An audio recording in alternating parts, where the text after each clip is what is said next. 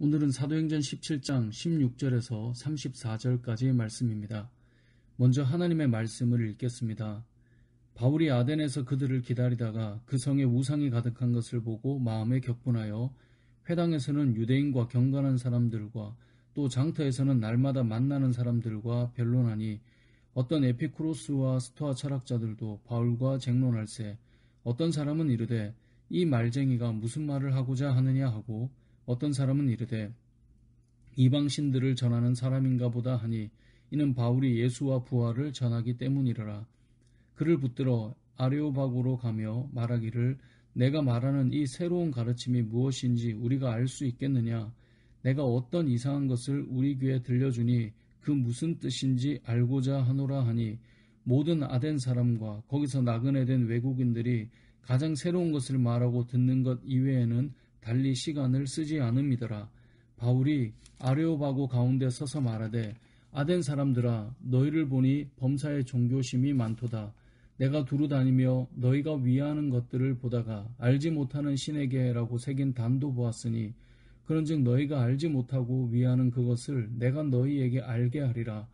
우주와 그 가운데 있는 만물을 지으신 하나님께서는 천지의 주제시니 손으로 지은 전에 계시지 아니하시고 또 무엇이 부족한 것처럼 사람의 손으로 섬김을 받으시는 것이 아니니 이는 만민에게 생명과 호흡과 만물을 친히 주시는 이심이라. 인류의 모든 족속을 한 혈통으로 만드사 온 땅에 살게 하시고 그들의 연대를 정하시며 거주의 경계를 한정하셨으니 이는 사람으로 혹 하나님을 더듬어 찾아 발견하게 하려 하심이로되 그는 우리 각 사람에게 멀리 계시지 아니하도다. 우리가 그를 힘입어 살며 기동하며 존재하느니라. 너희 시인 중 어떤 사람들의 말과 같이 우리가 그의 소생이라 하니 이와 같이 하나님의 소생이 되었은즉 하나님을 금이나 은이나 돌에다 사람의 기술과 고안으로 새긴 것들과 같이 여길 것이 아니니라. 알지 못하던 시대에는 하나님이 간과하셨거니와 이제는 어디서든지 사람에게 다 명하사 회개하라 하셨으니 이는 정하신 사람으로 하여금 천하를 공의로 심판할 날을 작정하시고 이에 그를 죽은 자 가운데서 다시 살리신 것으로 모든 사람에게 믿을 만한 증거를 주셨음이니라 하니라.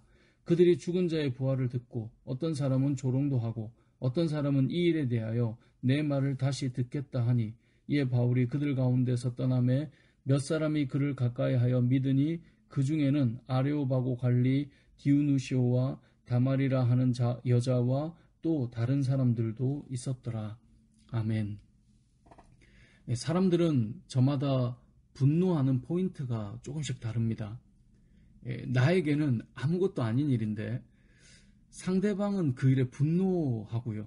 반대로 그 사람에게는 아무것도 아닌 거지만 나에게는 화가 나는 일이 있기도 합니다.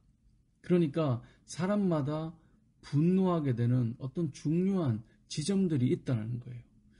여러분들은 무엇에 분노하십니까? 여러분들은 어떤 상황을 보면 이렇게 화가 나십니까? 오늘 본문에 등장하는 바울도 마음에 격분하는 일이 있었습니다. 16절에 이렇게 말씀합니다. 바울이 아덴에서 그들을 기다리다가 그 성에 우상이 가득한 것을 보고 마음에 격분하여 이 실라와 디모데를 기다리던 중에 아테네에서 우상이 가득한 모습을 보고 나니 마음에 분노가 일어나는 거예요. 그 땅에 악한 영들이 가득한 그 상황 자체가 마음에 불편하고 힘겨운 것이었습니다. 이것이 바울이 가진 어떤 가치 때문에 그런 것 아니겠습니까? 하나님이 아니면 살 수 없는 인생들이 하나님을 알지 못해 다른 신들을 만들어 놓고 잘못된 신앙을 가지고 우상 숭배하는 모습을 본다. 여러분들의 마음은 어떻겠습니까? 아마 세상에서 복음이 가장 중요하다고 여기는 마음이라면 복음이 없는 사람들, 우상을 만들어 놓고 그 앞에 자신의 인생을 맡기는 사람들을 바라볼 때 우리의 마음에는 당연히 바울처럼 안타까운 마음이 생기게 될 것입니다. 복음이 아니고는 안 된다라고 생각한다면 복음이 없는 나라와 민족을 바라볼 때 당연히 안타까운 마음, 때로는 화가 나는 마음들이 생기게 되는 것이겠죠. 오늘 본문에 등장하는 바울이 아테네에서 격분하였던 것처럼 여러분은 무엇에 격분하는가를 좀 생각해 보았으면 좋겠습니다. 이 코로나 시대에 여러 이 환경들이 우리 안에 펼쳐져 있는데 아마 이 가운데 여러분들이 무언가에 분노하고 있다면 그것은 여러분의 삶의 중요한 가치 기준이다라고 하는 것을 스스로 알게 되는 부분이 될 것입니다. 여러분은 무엇 때문에 요즘에도 분노하십니까? 이렇게 우상이 가득한 그 땅을 바라보며 마음의 분노가 일어났던 바울은 무엇을 했을까요? 17절을 보면 이렇게 말씀하고 있습니다. 회당에서는 유대인과 경건한 사람들, 또 장터에서는 날마다 만나는 사람들과 뭐예요? 변론했다라고 말해요. 만나는 사람들에게, 회당으로 가서 또 장터에 가서 만나는 사람들에게 변론했어요. 이 말은 복음을 전하고 그들의 가진 믿음과 그들이 가진 철학과 그들이 가진 사상과 사상에 대해서 서로 대화를 나누면서 하나님의 복음을 전하며 변론해 나갔던 것입니다. 그런데 바울은 아마 이런 변론을 하면서도 말을 잘 했던 것 같아요. 왜냐하면 18절에 보면 이 말쟁이가 무슨 말을 하고자 하느냐라고 이들이 표현하거든요. 말쟁이라고 표현해요. 말을 잘 했다는 것이겠죠.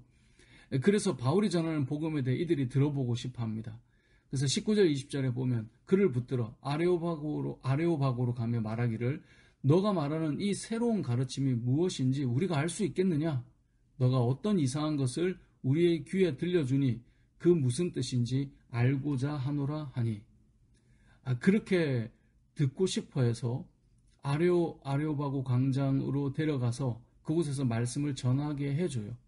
그게 이제 22절부터의 내용이거든요. 바울이 아레오바고 가운데 서서 말하되 아덴 사람들아 너희를 보니 범사에 종교심이 많도다.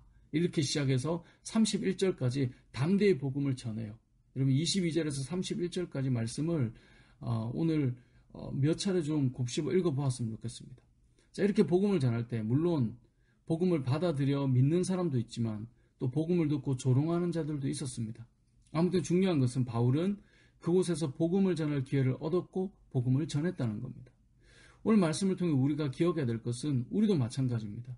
우리가 늘 교회를 다니고 때로는 우리가 복음을 믿어야 한다고 말할 때 누군가가 여러분에게 그래? 그럼 너가 믿는 복음 도대체 뭐냐? 나는 삶을 이렇게 생각하는데 나는 인생을 이렇게 생각하는데 너가 말하는 그 복음이라고 하는 게 너가 말하는 그 믿음의 내용이라는 게 뭐냐? 라고 여러분에게 묻는다면 여러분은 무엇이라고 말하겠습니까?